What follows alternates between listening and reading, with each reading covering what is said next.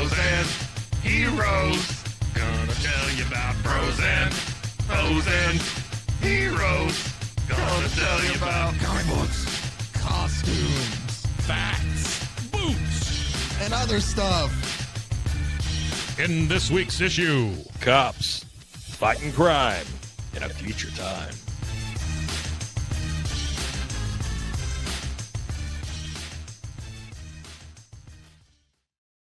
Welcome into Pros, Foes, and Heroes. I'm Zach, joined as always by the what is something? The Miranda rights one. reader. Yeah, Mike. That's me. I'm Zach. That's Mike. Me. You have the right. I was trying to think. Remain on our podcast. I should always think of these before we get right in that moment. That would probably help us out a lot.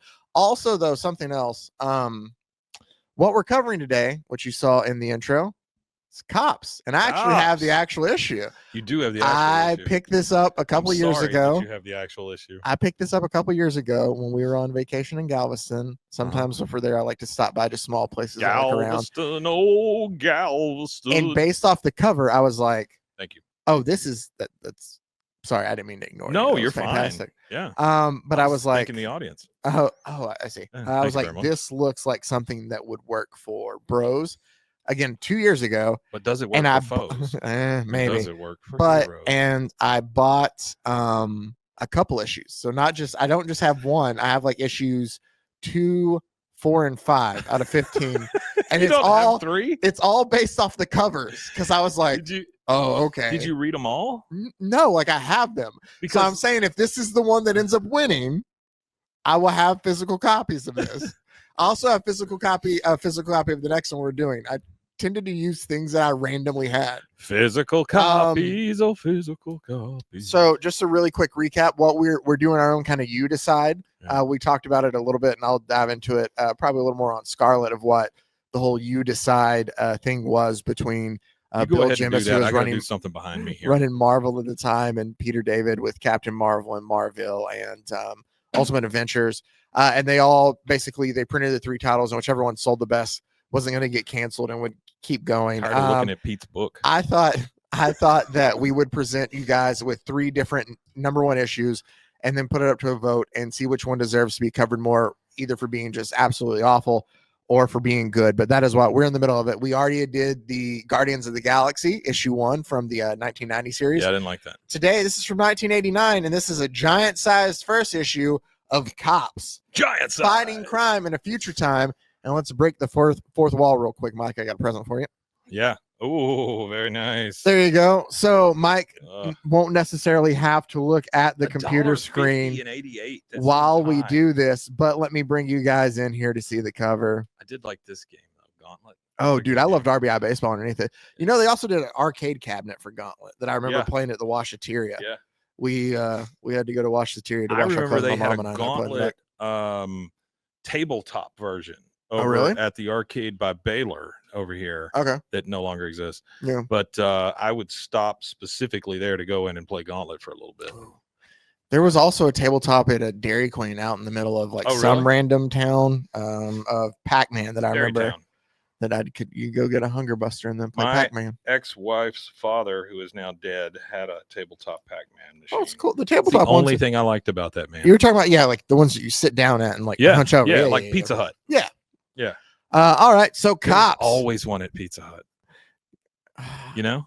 You remember that? See here, no, I don't remember one at Pizza Hut. Really? The Dairy Queen is the only one I remember. I remember them having like arcade games at Pizza Hut, but never. I'm just saying, Pizza Hut. The Pizza Hut I went to always had the Pac-Man.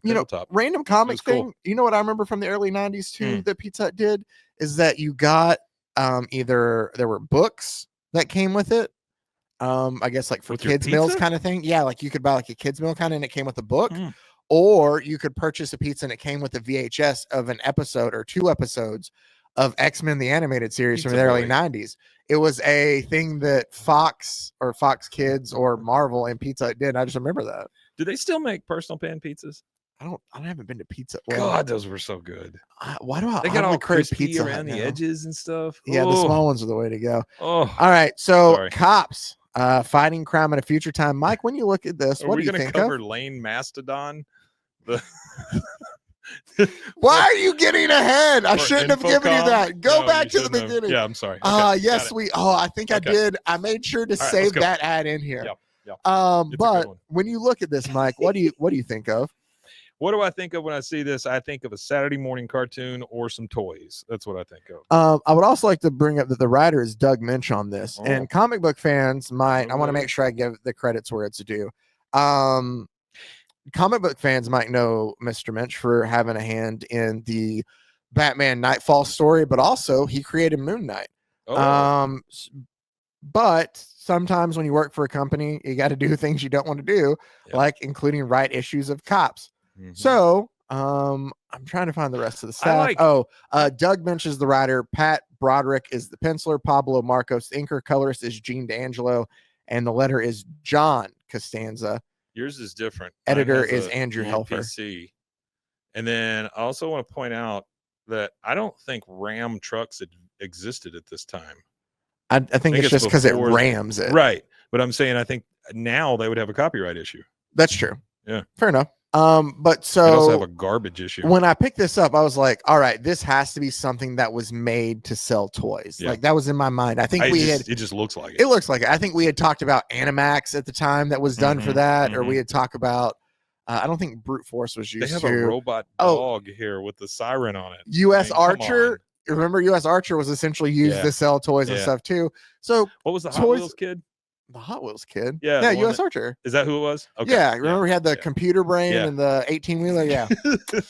That was like episode 3. It was It was a great one. Yeah, we need to go and revisit some of these sometimes. But so I was like, all right, this has to be this has to be like a toy thing. And I kind of knew diving into it. And the more I read, the more I was like, oh yeah, this for sure feels like it was made to sell toys. And then it hit me, Mike. Maybe it wasn't necessarily toys, but it was something else instead. Cops, central organization of police specialists, fighting crime in a future time, protecting the entire city from Big Boss and his gang of crooks. Future time. It doesn't look like that. Oh, we're actually going to start a song.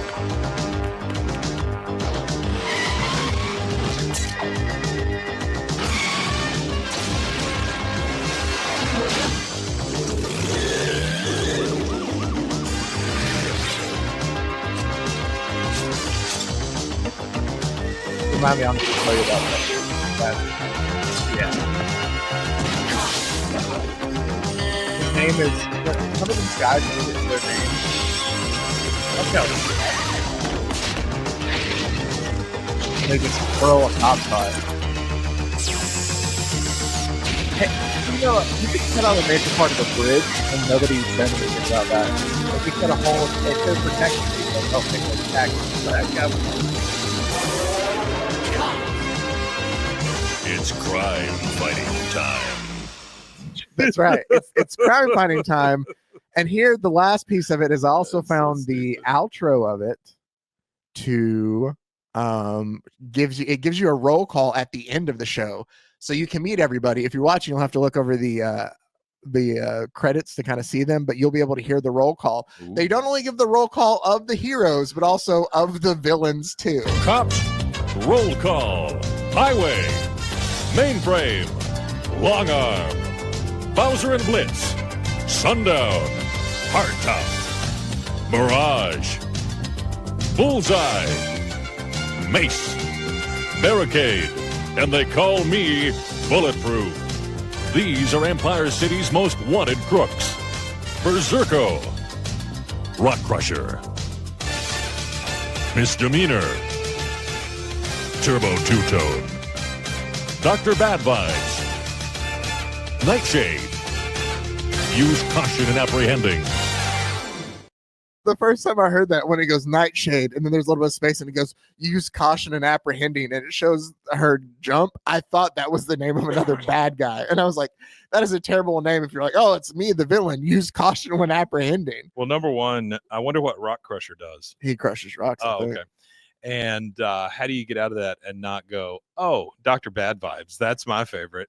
So let's go ahead. His brain hangs out. This was a comic book based off He's of a hanging cartoon. brain. It is, and it's not, at least in issue 1 here, it is not brought up at all. I don't think it is during the series. I watched a little bit of the cartoon. I can only get through so much. The villain sounds like a 40s gangster in voice, but not necessarily accent. What was the Like main just guy's the name? inflect. The main bad guy is No, the main good guy. Bulletproof. That I'm bulletproof. Yeah. But the bad guy's like you would think like what is the cat, like Jimmy Cagney kind of like, see here, like kind of voice, you know.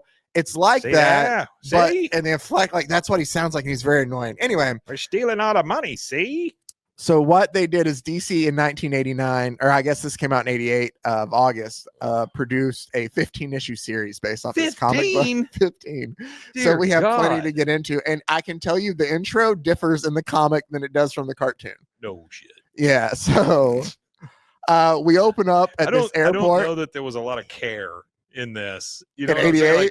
88? like continuity and things like that. They're like, yeah, They didn't think, oh, we're going to do so much with this cop's property. we just need more people, So more this bad guys. This is option number 2 against Guardians of the Galaxy. Yeah. We open up at like this one Empire so far. Empire City Airport, and there's this robot that just kind of comes through, Yeah. like making noises, and he cuts through a building wall where they're like loading something up. And he Fragile just wall. like shoots up the It says fragile load, deet. Fragile load, deet. yeah. What does that mean? What does deet mean? I think that's just like his robot That's what you noises spray that on he's it, making. on mosquitoes. It is, but I don't know how many E's and T's there are. Okay, so this is Buzz Bomb. Yes, Buzz Bomb is the name of the Okay. robot. Yeah. All the workers scare away, and There as he is. comes in and he like opens up the boxes, he accidentally, what we find out there unloading is just a lot of money. You have watched the cartoon? A Some of it? little, like 5 minutes. So did you hear? no, I Dr. did not get Bad Vibes' voice. Oh, you didn't hear it? Okay, But- here's his voice. I'm gonna do his voice for you. Okay, I'm ready. Now find the bag for the cash. That's It's gotta be exactly- that. It's gotta be That's that. exactly what we'll look it up afterwards because Uh-huh. he's in it. Yeah, But it's yeah, gotta be that. so they round up all this money. Essentially, Bad Vibes used his robot to steal all this money from the airport. I don't That's know what why I they're don't unloading understand money. either. Why is the airport got so much cash? I mean, I guess like they're moving money. I Maybe you don't guess. drive. Like if you have to move cash from like one state to I another guess, that's further man. away, you don't drive in an armored car. I don't know. Also, there was an ad in here that I thought was cool for V for Vendetta that you got to see, Yeah, I although saw it was that. coming out at the time. Yeah. So there's things like that I like to throw in there. This is where we're introduced to the big boss. Is the big bad's name? That's the guy in the suit, and he has a cybernetic ferret. Is this before the? This is before the movie, right? This Oh, is yeah, a before long the time finish before of the This is during when the comic was It coming says out, or they were completing the playing it original out. series from 1982, and this says 1988. So Yeah. there we go. So, oh yeah, I guess he started it back in when he was doing Miracle Man and all that. Great And movie. they probably- Great movie. That's another one. Well, we have more Alan Moore to get into at times. But so Big Boss has a cybernetic ferret. Or, I'm sorry, not ferret. It's a half bionic weasel. Where the hell is this? Let me. Oh, That's yeah. is that the thing that jumps off his head? Yeah, that's that little thing there. It's a cybernetic Oh, weasel. This is Then we insane. see like all of his other. They talk about this Dr. Bad Vibes guy and how he wants to be a part of the group. And we're introduced to the other characters, which we had a roll call for. Like there's Misdemeanor, who looks a lot prettier in the comics than she does in the cartoon. Is this guy's name Atrocity? The one with the shirt that says "Bad is good" on his shirt. No, that's Berserko. Oh, okay. That's his nephew. Oh, okay. All right. But yeah, it's Berserko. And then Dr. Bad Vibe shows up and just dumps all the cash out there. And it's essentially like, hey, I want to be a part of this group. Plus, I have ideas for this machine that'll make, like, you know, the cops trying to catch you guys like so much easier of them not being able to do it. Like to keep them off your tail. need to rub my brain. Rub it.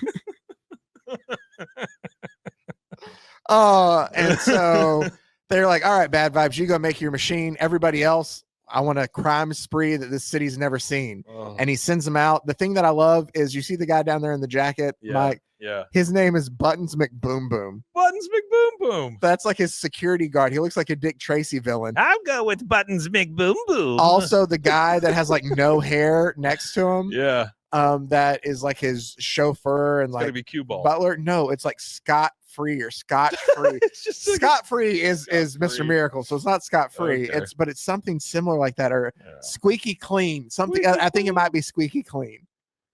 yeah, Yeah, it is that is, squeaky but clean. it's clean with a K. Yeah. Also, to keep an eye on Squeaky Clean. See, he don't try to twist off, scratch his head again. So everybody goes out on a crime spree. They do different things. They I like how rob they call jewelry him Big stores. Boss. And it attracts the attention of a big FBI agent, Agent Vess, who we saw, which is our bulletproof, Okay. to show up to Empire City because he's the guy who knows like Big Boss. And so like that's why they bring him in. Like he's had the most dealings with him, so he'd be able to bring him down. We'll come to find out later like what kind of dealings those are, but they're kind of left a little secretive right now. Agent O'Malley there does not like the FBI agents coming in on their turf kind of thing. He's like, hey, this is our city. And Agent Vess is like, no, I get that. I would be the same way if I were a cop here too. Like, I get how you're an old school guy. Like, you don't feel like there's room for technology out there in the police force. Like, that's a conversation that. Now get the F out of my way.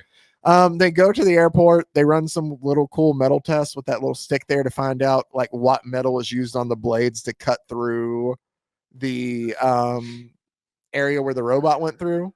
So they will get the beat on knowing that it's the buzz bomb. They will get the beat on knowing that it's Dr. Bad Vibes that broke into this. So his real name, is Dr. Percy Cranial? Yes. Inventor? Yes. Cranial. I don't know if inventor is part of his name, but Dr. Percy. I'm going to assume it is. Cranial is. I've done nothing wrong. They talk about when they go back before we get there. They're back at the. This is just going to come into play later, so that's why I'm bringing it up. They go back to the police station, and Agent Vess, who's our FBI agent in town, that's there to catch Big Boss, talks to O'Malley, who is like the captain there of that precinct of Empire City. Sure. And he's like, "Oh, I'm glad to see that you're not completely in the Stone Age. You have the the police computer over there in the corner." And he's like, no, even though I'm against technology, like I know it has its uses. Like this is a whole thing, but the police computer will come into play later. I like how the police computer prints out on the dot matrix paper. Yeah, the dot matrix paper. Yeah. It's the future. They go visit Dr. Cranial, who tells him he's done nothing wrong. I've done nothing wrong. While they're there, Big Boss realizes that, so Agent Vess went and paid Cranial a visit. I hate Agent Vess. Because a long time ago, he nailed the crime, he didn't nail him, but he like put him in jail. Yeah. The crime boss. I don't know why I did that. The crime boss of New York. And he's like, that crime boss was promptly sent up the river. That crime boss promptly died in prison. That crime boss was my twin brother. Oh, yeah. That did it. So that's why he hates Agent Vess. So he's like, you know what? We got to take care of Vess. The guy with the giant head in the stripes is his twin brother? No, the crime boss of New York was Big Boss's twin brother. All right. God almighty. This is so hard to follow. Well, I mean, I could explain more. I was trying to do it quickly. No, please, dear God, don't. I can slow it down. No, I'm good. Maybe people aren't following this after all. Oh my God, come on. So he's like, we got to take care of Agent Vess then. And Rock Crester's like, all right, Two-Tone and I will go take care of it. Two-Tone. So O'Malley and Agent Vess go back to like the hotel he's staying at, and they're like, all right, we're gonna get another blueprint of Cranial's place. Like he's not telling us the truth. They think he's up to something, that he obviously had something to do with stealing all that money. And Two-Tone shoots this giant rocket launcher from I guess a building across the way at the hotel room or the apartment that they're staying in. Because that's how things work. Yeah, and the blast, O'Malley is protected. Oh, it's the evidence room. I'm sorry, they do it at the police station. Yeah. And the blast, as Zach, Vess, I know, my bad. As Agent Vess walks into the evidence room, he's hit by the blast. I mean, this is TV material. And O'Malley turns around to save, like O'Malley's safe, but Vess is obviously hurt. He's in the hospital now, and doctors want to operate to save his life. And he's like, no, not until I see Officer O'Malley. I need to talk to him. Why is the doctor holding his hand? Because he's checking his pulse. It's his hand. You're going to be okay. He's a very nice doctor. Yeah, his bedside manner is really nice. But so Agent Vess, he tells the doctor not until I speak to Officer O'Malley. So, and they tell O'Malley to bring, or he tells O'Malley to bring the police computer in there. Why is let me do it this way. Why is Betty in the comic? Look, it looks like Betty from Archie. No, it's oh, I know, it's Tina not her. Cassidy. It's what? Tina Cassidy is her name. Okay, yeah. And then Donnie Betty. Brooks. Donnie Brooks. Donnie Brooks is the I other bet guy. he's Irish. He likes to fight. Yep. So Donnie Brooks.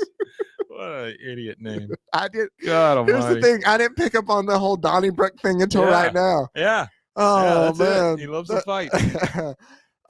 So Vest tells him, he's like, where is it? He has specific instructions for them to type into the computer. He tells them, punch in the code 911, repeated backwards 9 times. So you have to push 119 9 times into the computer, and it prints out this list of the greatest cops, like that he's been keeping, like this task force list of like, if we ever needed list. Yeah, he's like, if we ever needed all like the best of the best to fight this, like insurmountable odds, like these are the guys I'd want. I need you to go and make sure that they're the guys I think they are. I need you to be that old school cop and look them in the eyes and shake their hands and make sure that they're the cops we need on the force.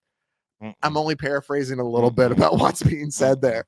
And they print off the list, and the first name on the list is PJ O'Malley. What? But that's O'Malley there. That's already the head of Empire, the station. How did he know? And he was like, I already read about you. I knew about you, but I just had to see and judge you for myself. And you're equipped to get this squad together. I need you to help me. And like, he sends them out to go do that. And they call the doctors in. He's like, all right, I'm ready for surgery now.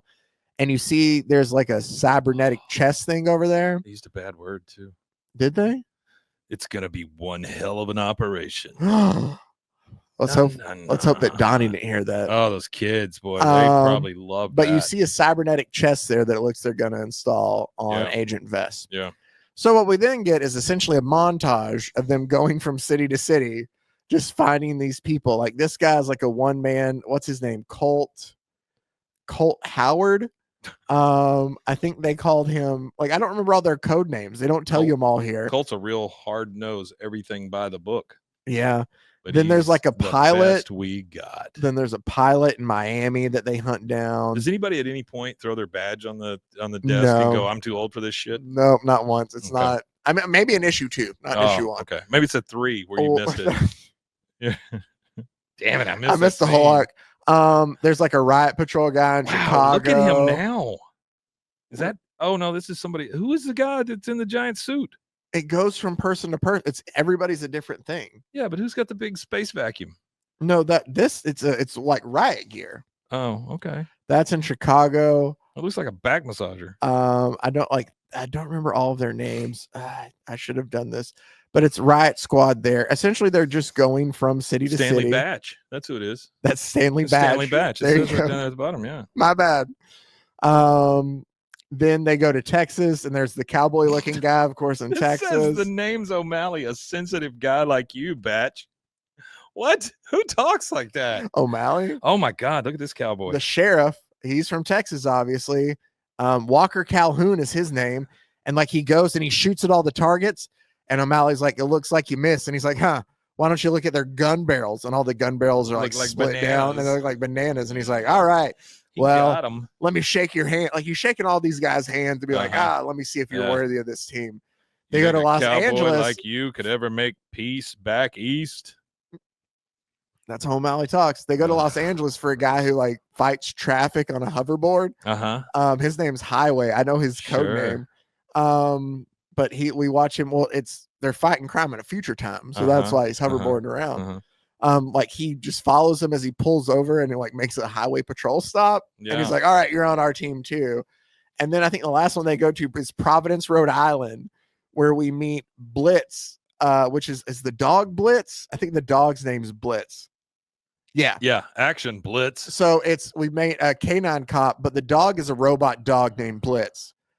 And the guy's name, O'Malley makes fun of this guy's name because he goes, but he does set off his siren whenever he has to go out. Like, because he asks him, is he potty trained? Like, he's making a joke. And O'Malley goes, after your name, I'll believe anything. And the guy goes, so what's so hard to believe, O'Malley, about Rex Pointer? The whole thing. That's what's so hard to believe.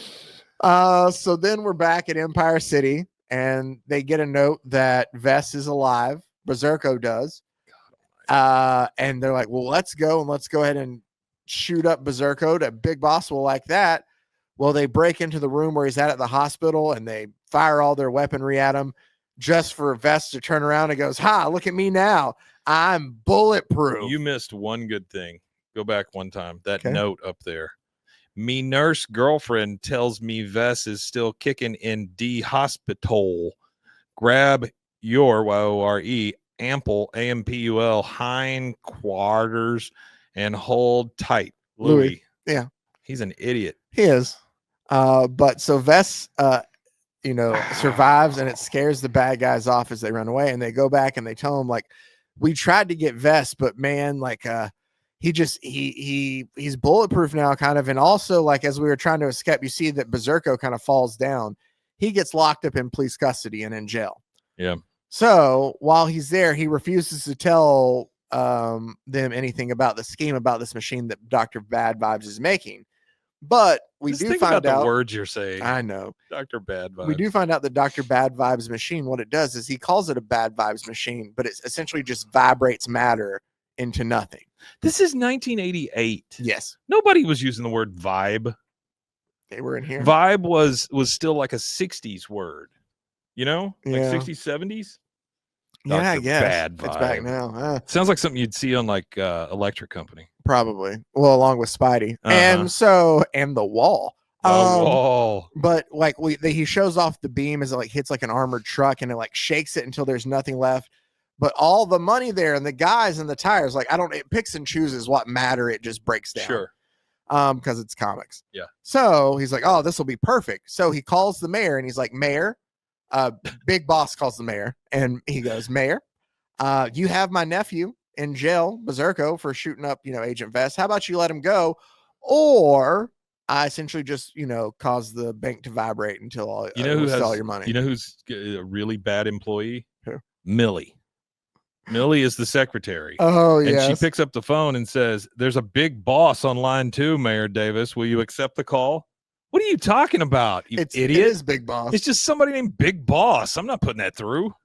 But he talks to him, and then he's like, what are we going to do? Like that team. And that's what we're getting to. Boy, yeah. Oh boy. He's like, what are we going to do? He goes, Agent Vess, like he's threatening the bank if we don't let her go. And he's like, well, I've assembled the team. And we get the roll call again. Huge. Banks are hard to threaten. Huge-esque Sikorsky, codenamed Bullseye. That's what it says. Huge Sikorsky. What is that? It's above them in the speech bubbles. Stanley H. Bach, codename Barricade. That's the riot gear guy, I think. Colt Howard's codename Mace is like the guy that was shooting lasers and stuff, and like had the big cannon. That is my pal Blitz. Walter Cannon, Walker Calhoun, codename Sundown. That's the cowboy from Texas. Rex Pointer, codename Bowser. And here's my pal Blitz, as Mike said. And then David E. Harlson, or Harley Davidson. You get it? Just backwards? Yeah. Codenamed Highway. And Empire City's own PJ O'Malley, codenamed Longarm.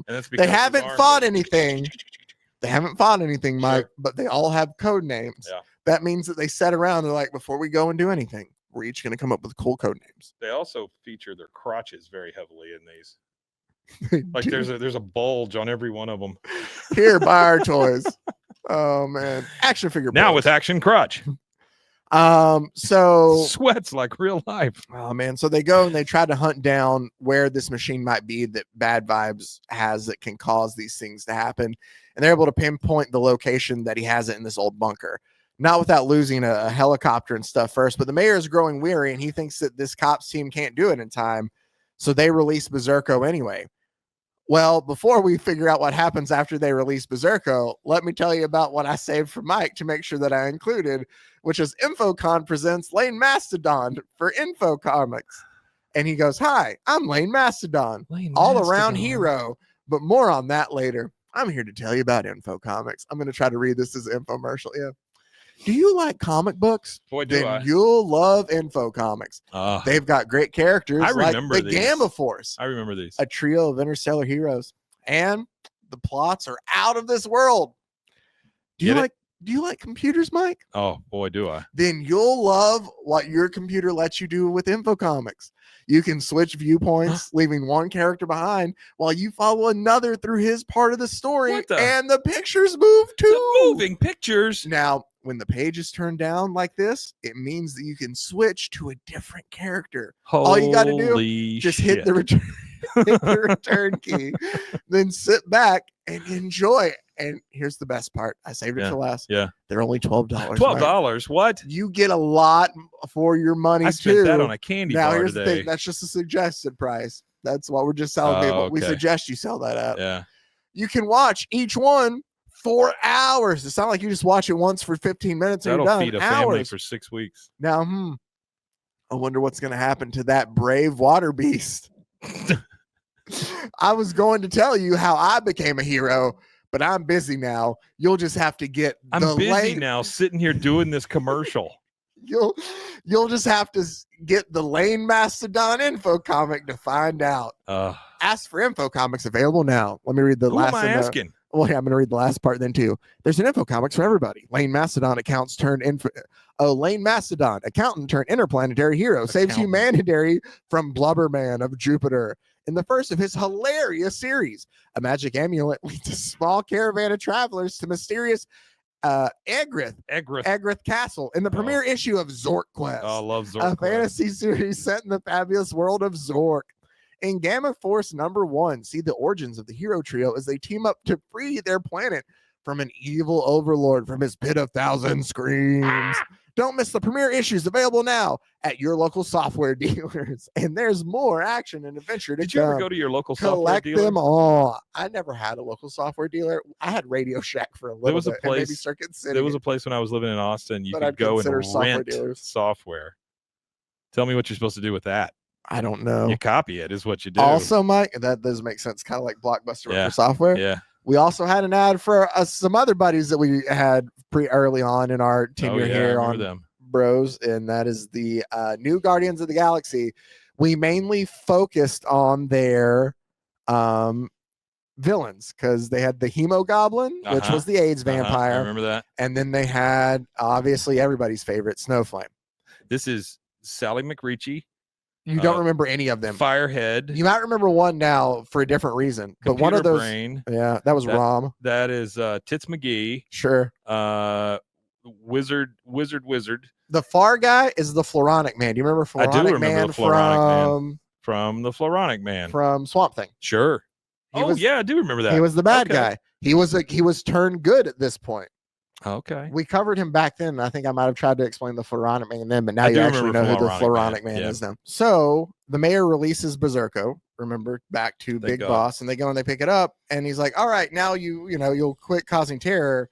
And Big Boss is like, well, no, now, like, I told you had like an hour to do it. Now I just don't have to wait. I can just still use the ray and like cause the bank to disintegrate. Like, you just gave in to me and let me do what I wanted to do still. I would very much like to read that line down in the bottom left-hand corner. As whenever Dr. Bad Vibes? Yeah, go ahead. So after they're in the clear, he tells them, Dr. Bad Vibes, go ahead and he goes, bust a few bricks for me is what he tells them. Or maybe that's Berserko that says that. And Bad Vibe says, as soon as I can get to it, Big Boss. But right now, I'm a wee bit busy trying to oscillate the precisely proper I can even fucking get to it. Precisely proper ultrasonic vibrational frequency for. And that's it. Shaking apart one stubborn cop's he doesn't flesh and does he say bones. that? I think that is him, yeah. Shaking apart one stubborn cop's flesh and bone. Dude, Mark Hamill would kill that. Yeah, I don't know what I'm hearing you read that. Like, I feel like that's... Mark Hamill would be great at that. So Donnybrook... He would never do it, but he'd be great at it. They realize they can't get in, like the compound is too tough for them to be able to get in to stop Bad Vibes. This guy's head. Well, that's Donnybrook. To go in and stop Bad Vibes' ray. So they realize they need a way to like infiltrate it in. So Donnie, they have to shave his head to get it in that thing? I don't know. They call him Hardtop, I think is his code name after this. Hardtop, all right. He jumps into a police car and like rams it into the bunker so that they have access to Dr. Bad Vibes and his machine in there then. That's all it took? Driving a car into his bunker? Yeah. Oh, I got a little bit ahead of myself. They're back. So they can't What's break. so exciting? I I understand. know they can't. So the cops can't break 3 to get him. And Donnie Mhm. sees this back at the precinct and takes the cop car there to go do it. Got it. The other cops members are having to like protect other people, like the civilians and kids and stuff, from debris that's falling from the machine shaking the bank highway, or that cop on the bank. highway, or that cop on the cool hoverboard had to rescue that kid there from falling debris. That reminds me of the Superman trailer right there. A little bit. Oh, Sure. just like it. Dude, stupid. He stole it. Yeah. Oh man, from cops. Bastard.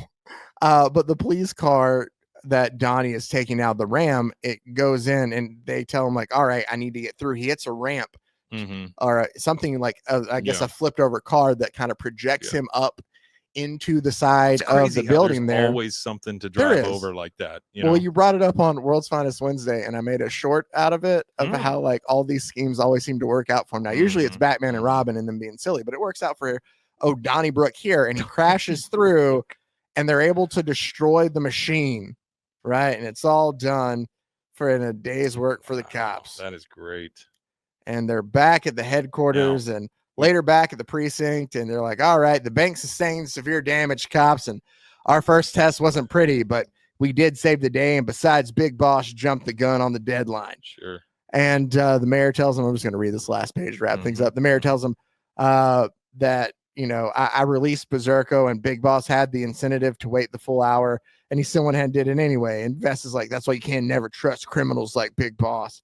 He's like, you're right. It concurs to me, though, that this team is not quite complete, is what Vest tells the mayor. And he's like, oh, who do we need? And he's like, well, we want to add Tina and Donnie since they helped us out. What? Yeah. No way. And so now the cops grew. I don't know, Donnie. Donnie, he's the guy who rammed. No, the car. I'm saying that's what she says. Oh, she goes, I don't know. Donnie. I thought you were like, I don't know who Donnie is. I don't know, Donnie. Donnie, I don't know. Huh? What does he mean, Tina? I don't know, Donnie. You guys are gonna be members of cops. That the mayor looks like a flasher. Like he's gonna flash somebody at any point. Yeah. Like, that kind of thing. Yeah. Oh man. And so then there's a coloring page. There was nice. a coloring page on that. that. Hold on, let me make you bigger now that we're done with it. There, you want to hold it back up again? Yeah, it's a coloring page. Look at that. Oh, here, I can do this. I can do some magic. And oh yeah. Oh, look at me. Coloring page. I can't zoom in. Yeah. Coloring page. Oh, now it's in 3D. Look. Oh, there. Now I look at you though, and we're looking at each other too. We changed. Hey, by the way, you missed Animal Man. Oh, there was an ad for Animal Man, and that Man. is that is Grant Morrison's Animal Man.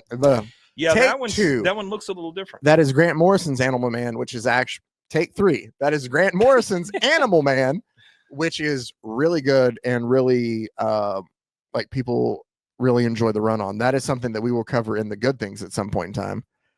We can't see that. You're gonna have to read. Taller, it says. Oh, does it tell you how? Taller. You just wish it. What a thing to tell people. Be taller. That's true. But we'll be taller. We'll actually get to Animal Man at some point in time. That series specifically. It's even to a point where I think Grant Morrison, writes himself in the series. Really? Like that's how like Animal Man. Wow. Animal Man meets the writer of his comic. Oh, that's like cool. Yeah. Like they let Morrison do some stuff with that Animal Man. They let Grant Morrison do some stuff with that Animal Man run. That'll be fun to break down to. What we have coming up for you next week is the last one of our stories. Let me see if I have this so I can tease it a little bit. While you're looking for that, can I read something to you? Yeah, yep. You can read anything. What's the next step with the cyborg warrior we developed? Add a tail gunner, graft a second brain onto his body to expand his reactive capabilities. Whose brain? We use Joe. His daughter? She's expendable. They won't like it. Will you tell them? Not until it's too late.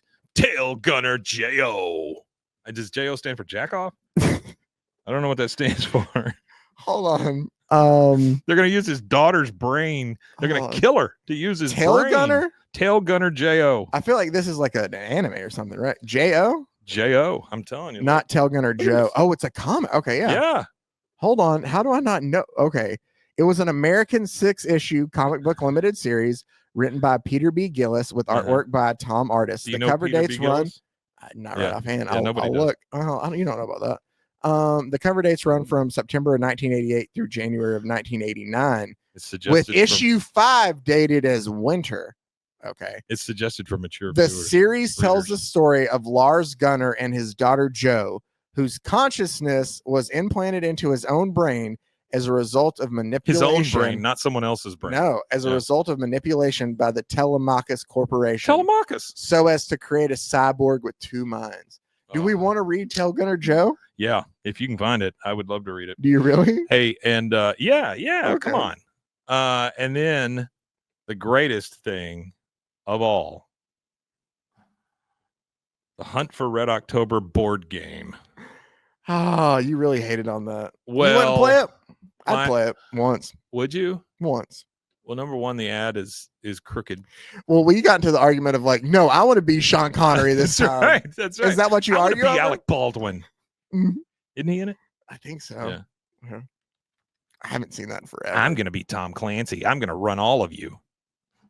That's the DM for this. Yeah, Alec Baldwin's in there. James Earl says- Jones? No, hold on. Says you have to think because those who Oh, don't. dude. Okay, sink. hold on. This Oh, is Battleship is what this okay. is. This, well, then, but this cast, I forgot how good this cast is. Sean Connery, Mhm, Alec Baldwin, mhm, Sam Neill, mhm. Scott Glenn, Yep. James Earl Jones, Tim Curry, Peter Firth, Richard Jordan. But So a lot of people to be from. I don't know. it is a very good movie. So, right? yeah. Do you have something to say? I do. Hang on, let me see if I can find it. Well, real here. quick, while Yeah, you go look for that it. up, let me go ahead and tease. Next week coming up, this issue, our episode will probably come out on Friday, and I'll probably try to catch up then by having Scarlet Yeah. come out on Monday. And so we're back on track, but that's what we have coming up next for you. Oh, I didn't want it to do like that. I want it to do like that. We have Scarlet, Mike, which is, you can see, Ooh. it's about vampires, and that is also one that I have the physical issue of. Look at that For some guy's reason. hair. I don't know if that's something that I grabbed. I think this is one that I grabbed out of your box. That's a weird Excuse thing me? to say. The box of comics you had, I think this is one that I grabbed out of it. So we will do Scarlet next week to close out, and then we will open up voting and everybody can decide. So this is the end of Hunt for Red October. Spoiler alert. Yeah, I don't give a shit. It is the worst green screen I have ever seen in my life, and it ruined the entire movie for me. Oh, Because their heads are sticking up out of the little submarine, right? Yeah. And they're talking, and then they've got all this stuff in the background. They're in a studio. It's friggin' awful. It's bad. Well, Bad green screen. Bad. all right. The content of the movie is Good. No, I Yeah. get that. Well, I mean, it's what's his ass. Yeah, Tom what's Clancy. his ass? It's Tom Clancy. So It's I mean, what's it's a his good ass. story. It's just that you know what else I hate? Here's something I really don't like. It's when they do an ad Yeah. on the back of a comic book, Yeah. and it says, based on Tom Clancy's best-selling novel, The Hunt for Red October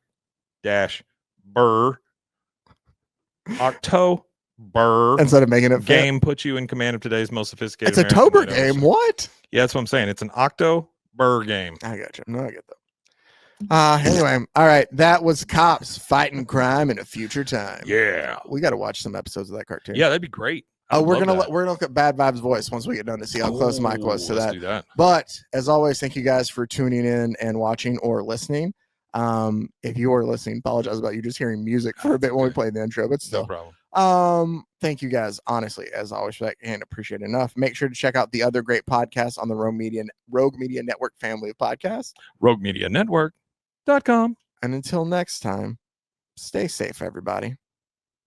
Golly con, everyone. Frozen heroes. Gonna tell you about frozen heroes. Gonna tell you about.